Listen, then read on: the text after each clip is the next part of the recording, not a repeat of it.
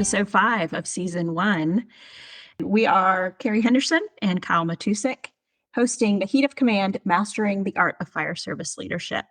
And we had an awesome discussion last week about values and how they raise expectations and how important they are in your role as a leader and as a good human being. And it spoke to my heart. I loved that discussion last week. I'm excited for this week. It's a beautiful day here in Virginia. It's like in the low 80s, low humidity. Fall is amazing in Virginia. How is it in Illinois, Kyle? It's actually very hot for this time of year. It's about 85 today. So it's pretty nice. We can't complain too much about that. Oh, good. So today we're going to get into a little bit different topic. We're going to talk about the blame game, and Kyle's pretty fired up today. So I'm curious to see how this goes. It'll be fabulous. So we'll talk a little bit about generational blame and how we take responsibility for our own selves and how that relates to the decrease in blaming others for a lot of stuff that goes on. So Kyle, you want to get us started? You want to start with some generational blame stuff? Yeah, as we get going and we talk about blame, I think it's a very easy topic to get misunderstood in, because as we go through our podcast, it might sound like we're blaming generations and stuff, and we're not. We understand, and as we continue on this, we'll explain why generations are the way they are in future episodes, and we'll talk about that. But Kerry and I have a general understanding of why generations are the way they are, or we really do a lot of work on trying to figure out the why behind people. So it's not that we're here to blame everybody or say everybody is a certain way and kind of be hypocritical of the topics that we're talking about. Our goal is to make you realize what you're doing so we can be more productive. Instead of blaming others, we should be looking at ourselves, doing that self-reflection, and that's really how you invoke change. We don't invoke change by blaming others. In fact, that's really shows a lack of knowledge when that's our first gut instinct, is to go and do that. And we see so many areas of society, not just the fire service today, where that's what we do. That's what we do when the easiest one off the top of my head, we just look at our political climate and everybody blames the other side for everything that's wrong. And it's just crazy that we as a society have come to this point where we so quickly just place blame somewhere else. And when we're placing that blame on something else or someone else, what does that say about ourselves? And are we just kind of deflecting from that? And deflecting from, maybe our shortcomings or our traumas of our past, because we really just don't want to deal with it. So it's easier to blame rather than try to do something about it and reflect inwardly on your role in whatever issue we're talking about. And, we can even take politics on a grand scale of things. And, what control do you have in our political climate today? Are we promoting a kinder world, a kinder country, or are we just constantly pointing out faults of each other's weaknesses? So that's kind of where we want to go. We don't want to blame anybody for the way they are. We have a general understanding of the why people are the way they are, but it's really to raise an awareness that blaming is keeping you from doing what needs to be done, and it's deflecting from maybe some real personal issues that you may have out there. And the goal is to try and realize that, and then what we can do to fix that. Because go ahead. Go ahead. Go ahead. No, I completely agree with you. And you and I live in different worlds in fire service, and the departments that we work for are very different. And so my perspective on it is probably a little bit different from yours, but you're so right when you look at anything that's a problem in your life, be it something going on at work or at home, or even politics. There's always this notion of it can't be me. I have to, for my own well-being, I have to find blame somewhere else because I couldn't possibly be contributing to this problem. And from an emotional intelligence standpoint, that's hard. That's really hard to break that mindset of it may not be completely my fault, but what part of this can I take ownership in, and what parts can I affect, and what parts can I change, and can I approach this change in a different way that makes people receptive, or that actually, does good in the world? Because that's hard to to take ownership of some of the big problems that are out there. Yeah, and it's not always an action, like what can I do Right. to not blame others, but fix an issue? Because the reality is we don't have control over everything. But then it comes to our attitude. So it's really looking at our action or inaction that causes the current problem, or merely our attitude. And how do we progress out of that? Merely just with a positive attitude and being more optimistic. So it's looking at those three things. What can I do? What shouldn't I be doing? And then what's my attitude towards something, instead of just constantly putting the blame out there on everybody but yourself, because it's so easy to do, and there's a time, I was caught up in all that too, where it was easy that people weren't as motivated as me or dedicated as me. And it's like, well, the real issue when I was like that was my insecurities. It wasn't anybody around me that I was, pointing a finger at. It was my insecurities and the things I was dealing with, and to actually go through that and then look back on those times is like an eye-opening experience to realize that we have so much power and control over the lives of so many people within our workplace, within our social environments. And what discredits you almost immediately is when you start pointing the finger, and it takes all your credibility away, all your ability to be respected and trusted. It just is out the window, at least from my vantage point now and the things that I've been through. And it's just doesn't have to be that way. So, Yeah. Go ahead. I keep cutting you off. No, you go. It makes me think about sometimes that I have placed blame probably, well, definitely inappropriately. And for me, a lot of times personally, it comes back to that's not the way I would have done it. I would not have done it that way. And I still have to check myself regularly. Like, everyone has had a different experience in the fire service, and everyone has had a different history and life growing up. And there's 1,000 ways to skin this cat. And that, I think, is what probably, when I think about blame in my role, that's probably my biggest flaw is having to take a step back and go, well, that's the fire service, right? That's the way we've always done it. Yeah. We can't do it differently. That's the way we've always done it. But so Kerry falls in that sometimes. It's like, well, that's not how I would have done it. Okay, take a step back, and maybe there is a better way. Yeah, and it might not even be a better way. It just might be a way, your subordinate understands it more, because I was in the same boat as you, Kerry. Like, no, you do it this way. And I remember my early days in my career, and you'd go do a drill, and I'd be stuck on overtime. So you drill with multiple different shifts, and everybody's showing you a different way, and that their way is the way. And if you don't do it this way, then shame, shame, shame, right? And you're just like, what is going on? And now in a position I'm at is like, okay, there are many different strategies to forcing a door or, moving a charged hose line. And who's to say one way is better than the other if the job's getting done in a safe and efficient manner? Sure, there are techniques that are going to be more beneficial to us than others, but like, we all look at things differently and see things differently. So it's really understanding that and putting yourself in somebody else's shoes. So I really appreciate that you said that.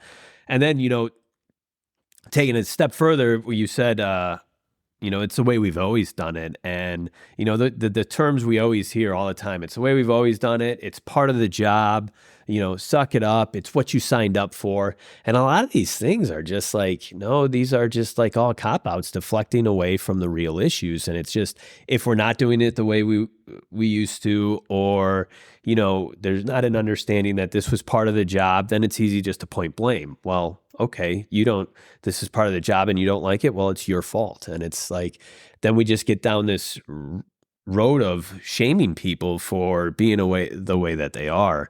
And then we are just doing more damage than good. And especially in our world today where we're talking about mental health so much, and then we see how people are treated, and you're like, hold on a second.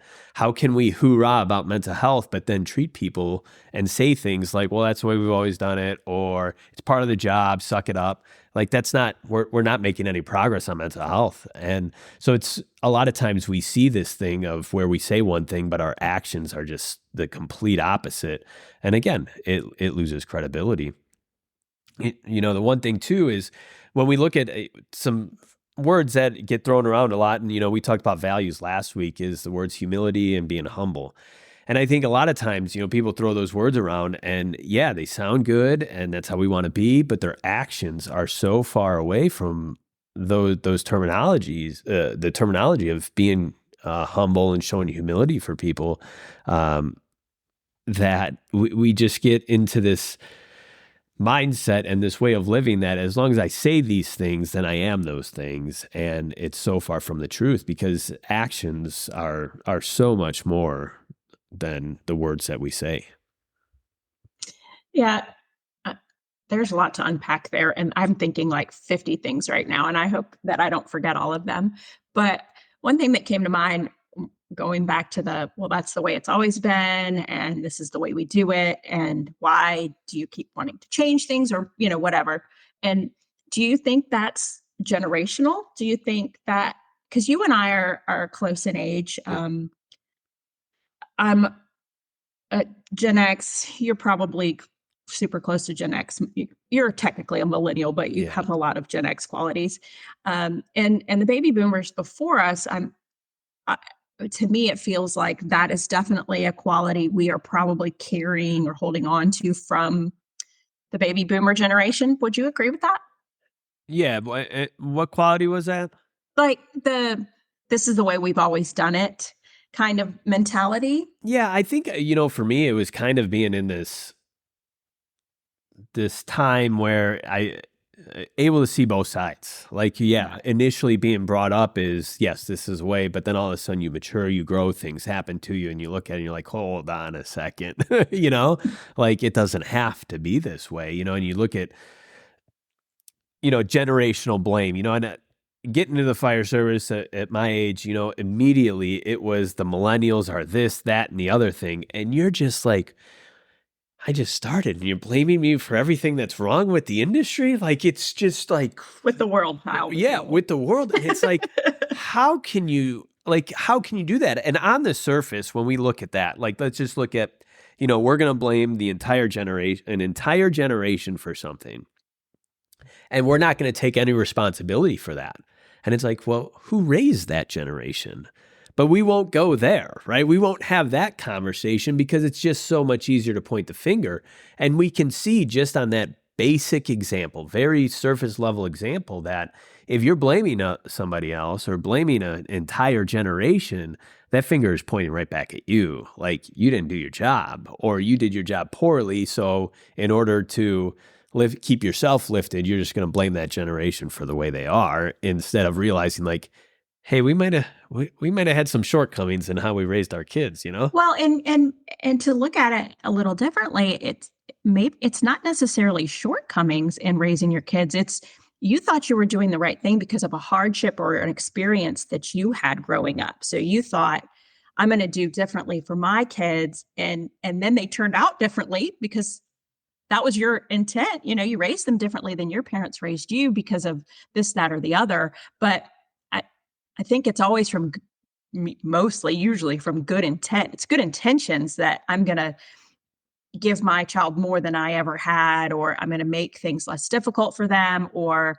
even the baby boomers, growing up post World War II, the experiences they had, their parents, raised them differently too. And so we blame everybody for all the Right? things, but we're blaming generations, and then we're blaming the generation before them for raising them that way. But there's always this, hey, what does it boil down to? Where did it come from? It's that, well, I thought I was doing the right thing, making life easier for my kiddo, but now the rest of the world thinks they're entitled.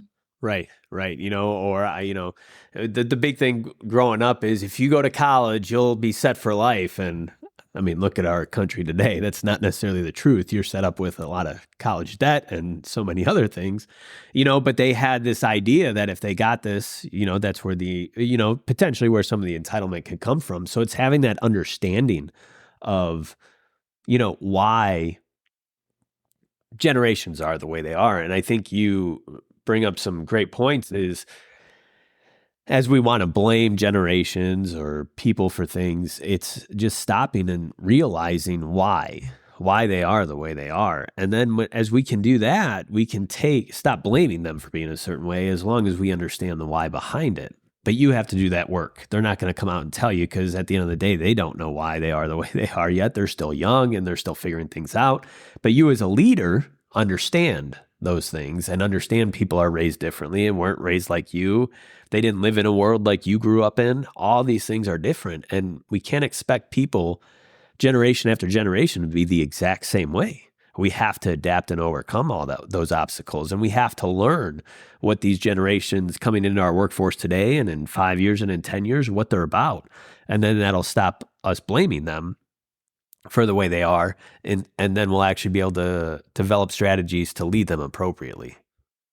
Yeah. And you hit the nail on the head, like talking about, the generations that are coming in, they don't know, where some of their traits, strengths, and weaknesses are coming from. They just know who, they just know themselves. So I like the idea of, we have to do that work for them. It's our responsibility for sure. And the new generation coming in, we give every generation a hard time, right? But this new generation, I think, is more self-aware.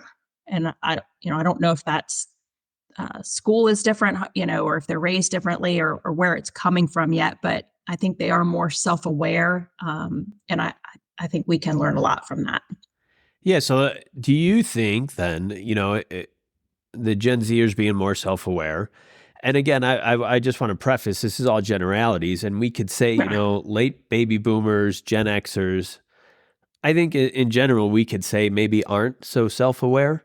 Do you think this is what is creating the tension in the workplace and society that we see today, that we have a level of awareness never seen before versus a level of awareness that's just not there?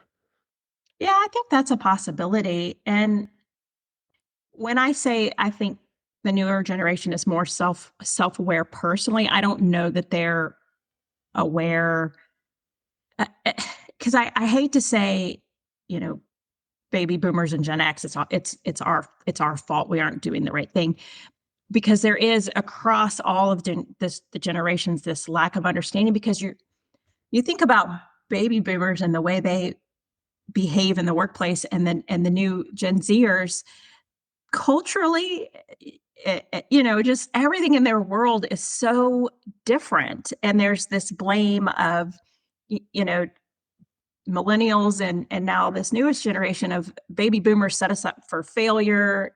And the housing market is crazy. I can't afford a house. And baby boomers going, well, by your age, I had, my first home. Well, it cost a quarter of what Right. starter homes, right? And baby boomers saying, well, just don't drink all those Starbucks lattes and save your money. And it's like, okay, well, that didn't save me enough to buy a house in this market. So I do think there is still across all of the generations a lack of understanding of where it comes from, where the behavior and attitudes and the way you interact, the way you do everything at work, it comes from a lot of that, and some misunderstanding that everyone in that generation has the exact same qualities, so that every baby boomer is a millionaire that has a pension, that they stayed at their same job for this many years and they were successful and bought a home. Well, there's millions of people out there that are having to work into their 70s because they had no pension and they were low wage workers, and so it's we can't always assume that, and we do, unfortunately. Yeah, it's our quickest our quickest out, or our quickest defense to whatever issue is at hand. When we start blaming people, and then essentially, sometimes you start prodding a little bit. At least I do. As I hear people start blaming a generation or blaming the young people for being a certain way or not understanding that this is part of the job, and you kind of try to have the deeper discussion with them, like me and you do, and then it's like immediate defenses go up, and like you can't even get through to get them to understand, like, hey, it's us. We have to adapt. We're leaders, right? I mean, me and you talk about is a leadership. So we have to lead young and old alike, to have these conversations and say, hey, this is why Gen Zers are the way they are. This is why millennials are the way they are. They have a lot of good qualities. Here they are. But on the flip side, we have to go to the Gen Zs, millennials, and be like, hey, this is why the baby boomers are the way they are, the Gen Xers. Like, there needs to be a level of understanding. And I think you said it right. Nobody wants to understand each other. We just want to go through this world and our careers, and like, it's almost like you're constantly battling with the people you work with. And it's like, it doesn't have to be that way. We can stay progressive and innovative and grow our industries, but we have to do it together, knowing our strengths and weaknesses, because that's the cool thing when you look at team environments and stuff. You want people from different walks of life, different backgrounds. That's what creates a good team. But we have to learn how to play to those strengths instead of just constantly calling out the weaknesses and blaming entire generations or certain individuals because of the way they are. Yeah, yeah, I love that. There's a lot that you can do out there to learn about, and I don't even want to get into each generation here because we'll be here for like 2 hours. But I think another episode, maybe we do an episode per generation to really iron all that out, because it's such good talking points, and to me it's really cool to see the history and why people develop the traits that they do, based on how they're raised and what was going on in the political climate, when they're being raised, and on all that stuff. I just think it's fascinating.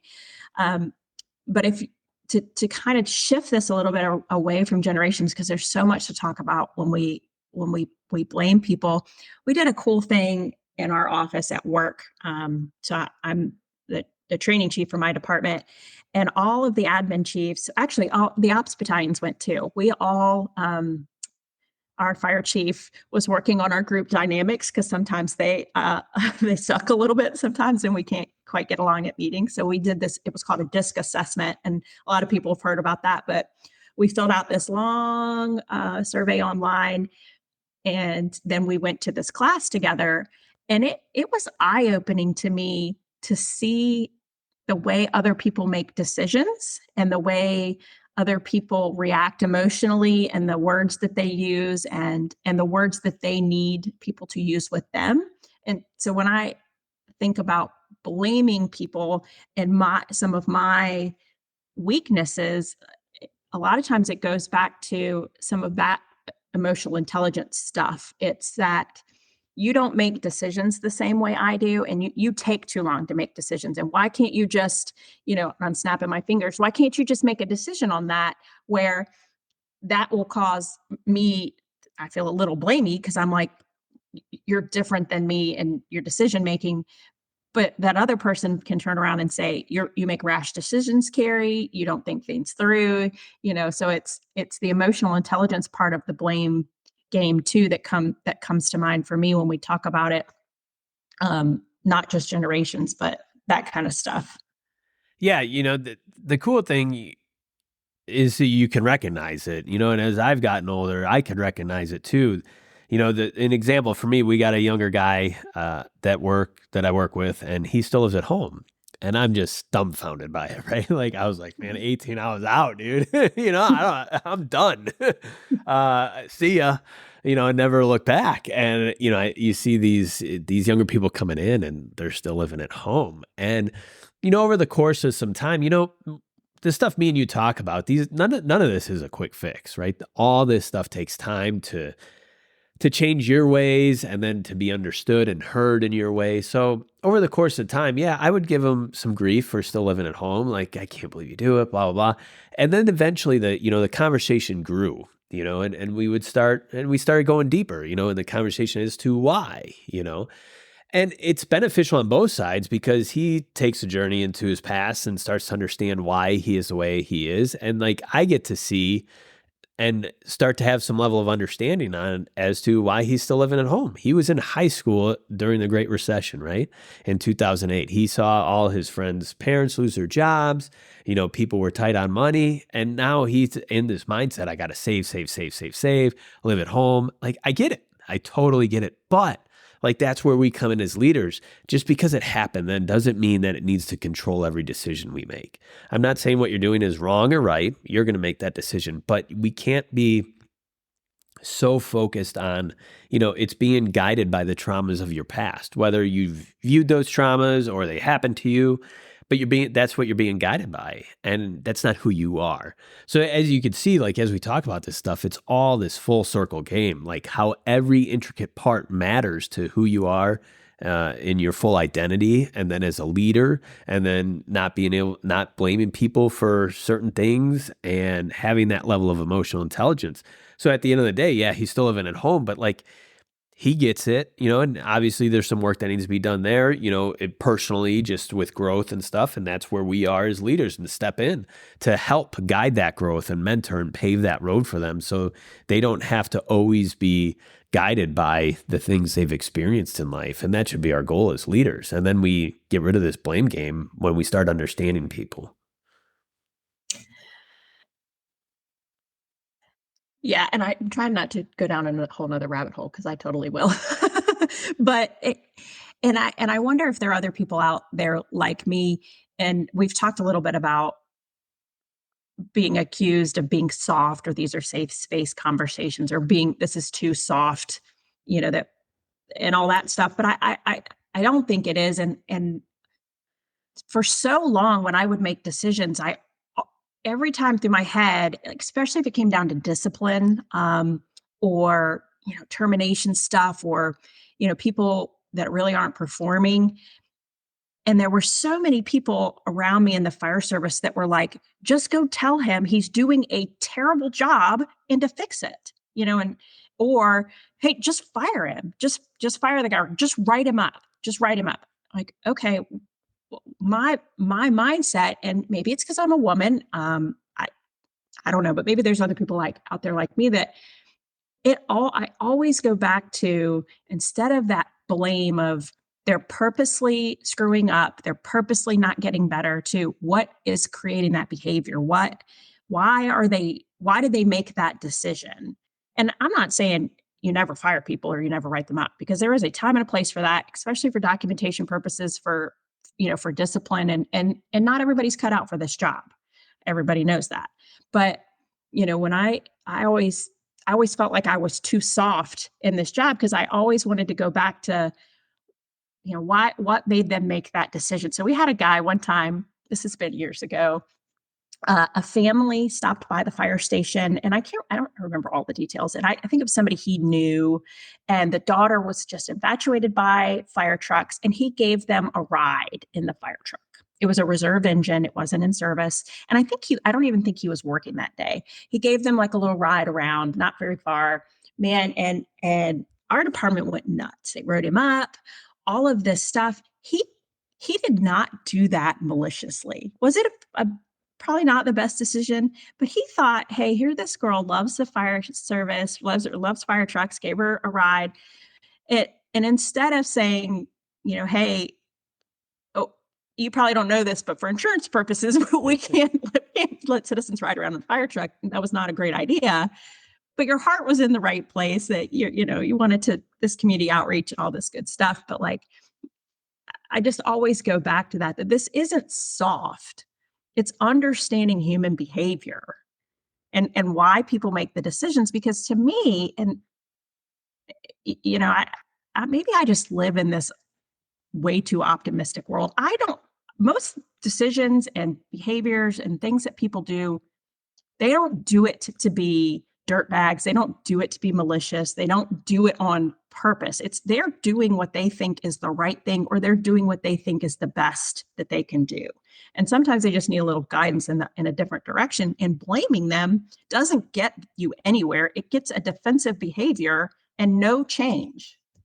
Yeah, no change for either of you, right? Yeah. It's no change for the person that's doing the act, and there's no change for you personally. And it's just, then we just live in this cyclical environment that it stays the same. It's the way it's always been. It's the way it's always been. And we just stay there, and there's no progress and no innovation. And I think we're seeing we're seeing the results of that now, especially here in Illinois, where we have massive recruitment and retention issues. And, it's easy. Again, what you hear is we're blaming the generation, but there is no look within on what have we done to cause this situation from all levels, right? From the village boards that lead these organizations to the administrations of the organizations to the firefighters and paramedics that work in those organizations. Everybody has a role in that. And nobody wants to look at themselves. They just want to, it's so much, Gen Zs just don't want to work. And I hear it all the time. And I'm just like, that's not it. We just Yeah. we haven't progressed enough to lead them appropriately. So they're going to go find something else. But we can lead them, but this is what it's going to take. And then it's like, well, that's not the way we used to do. That's not the way we do things. It's not the way we do things. We can't change. We're stuck in our own ways. We need to get out of our own way. That's what we need to do, and then all this goes away. Yeah, because Gen Z, and when you said the word innovation, it really clicked with me that there is so much innovation coming out of Gen Z. They've lived in with the internet at their fingertips their entire lives, and they have the ability to be incredibly innovative, but we are squashing it. Yes. We are squashing it, and we have to do better and different because, like you said, the recruitment and retention in a brand new workforce that can work on a beach or a boat with a laptop and earn twice our salaries. Why would you want to come work 24-hour shifts and get held mandatory and work Christmas and your kids' birthdays and all that good stuff? But I think it's not a death sentence though, because what's so beautiful about the new generation is they want to make a difference, and they want to make a difference in their communities, which is really cool if we can find a way to lead them and create a culture and a workplace where they feel empowered. They can use all the lovely traits that their mamas gave them or their daddies and come to work and feel supported and listened to and all the things that they need, just like every generation before them had a specific need that had to be met. It's just now it's not a want, it's a need, because this generation will leave where, our generation and before us, we just stayed.